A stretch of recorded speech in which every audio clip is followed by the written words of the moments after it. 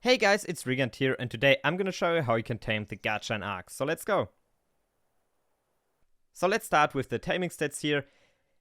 It's a passive tame, and very important to know with the food. These are just some examples of what you can feed them, but you can feed them like literally anything.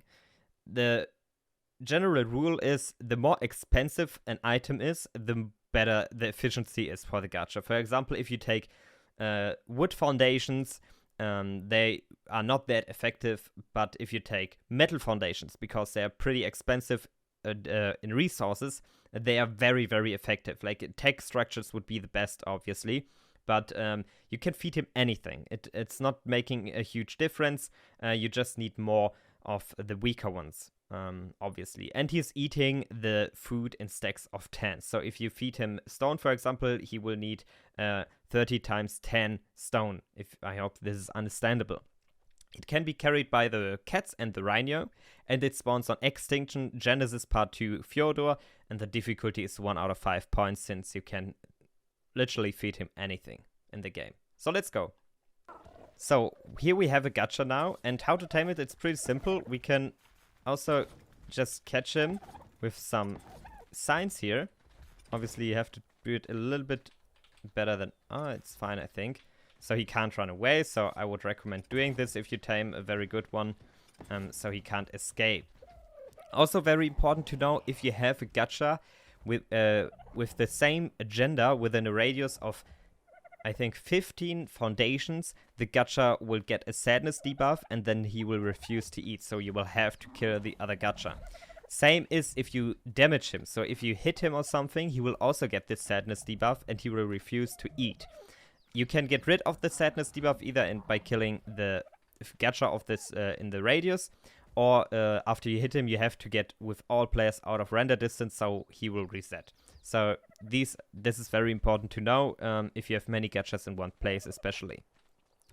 So how do we tame him now?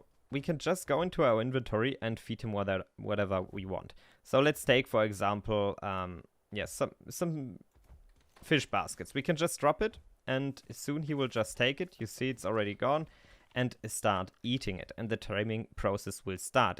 But it's also very quickly decreasing if you're not feeding him. So you see we started at 8.6 and we're already down to 6.5. So keep dropping him stuff that he can eat. For example, we can also drop him this weapon. He will just eat it, and it's pretty efficient since it was some tech stuff. We can even drop him cryopods and he will eat it, and yeah. But as I have said, we can also drop him stone, and he will just eat them pretty quickly. And then you're also good to go. As you see, even stone is pretty efficient.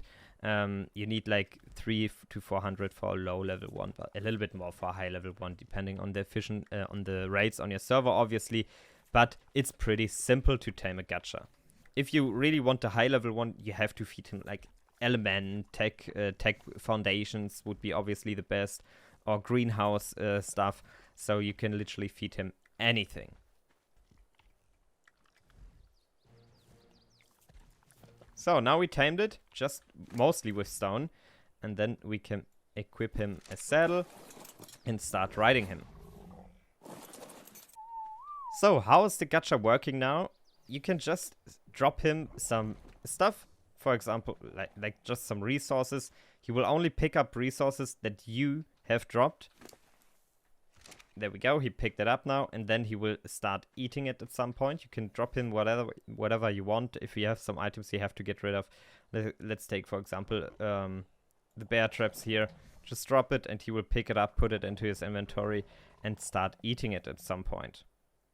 So then he has a special ability that he can produce items for you. You see a variety of different items he can produce for you. These are random for every gacha. There's also no breeding line or something you can do with. Let's, for example, choose clay here. Yeah, while he eats, he has this crystal growing on his back, and he will drop like 1 per minute, you could say. And now he will shake it off, and there is a crystal. Now we can take it. I hope the settings were already good. And double click it. Oh no, E on it. And we got 60 clay. So depending on your gacha, you can get pretty good resources out of it. We can also go for organic polymer, raw salt, corrupted wood, stone, and blue crystallized sap. So a pretty strong ability, especially because you just have to feed him anything you have. And yeah, so he doesn't really care, and he's dropping you tons of items. So a very useful skin. Again, here also applies the sadness buff. If you have a gacha from the same gender within a radius of 15 foundations, he won't produce you any items. Also, a very important thing to know about it is that you have this crafting skill, and you should use it for. You should definitely skill it on the gacha, since you will get better loot if you get the crafting skill level at 160%, and even better loot, especially on equipment, if you get 240. So the goal is, if you want to get equipment from the gacha, that you need to reach 240%. You don't have to reach it, but you obviously get better rarities of it. So that's also very important to know.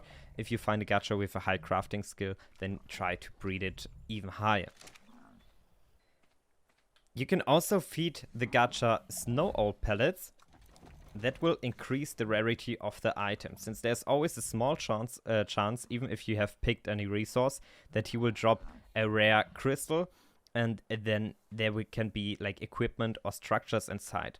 If you put the production on any, there's also in normal crystals a small chance of a structure or equipment being inside of it. So now you see this little glow on the back here. This is because he's eating the snow owl pellets right now. And this is like increasing the chance of getting a rare item. So if you have a snow owl, it's always very good to put it in front of a gacha, for example, because then if she poops, he will eat it. Because the snow owl pellet is literally the poop of an owl. And then he will drop the items with a higher rarity. So keep this in mind if you want items with a higher rarity. If you just want any item of the production pool, this is not important. Then give him anything to eat. But if you really want some high rarity items, for example weapons and structures or anything, then make sure to give him some snow owl pellets or anything else that is good. You can also feed him again with the stuff you have gotten from him, so he doesn't care very much about it.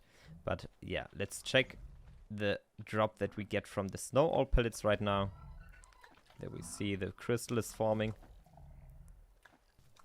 So there we go. I just gave him some more expensive food, some element and some structures here. This is also increasing the rarity chance of the gems here. We just got a normal gacha crystal here right now. I will try to show you one where we get some rarer items.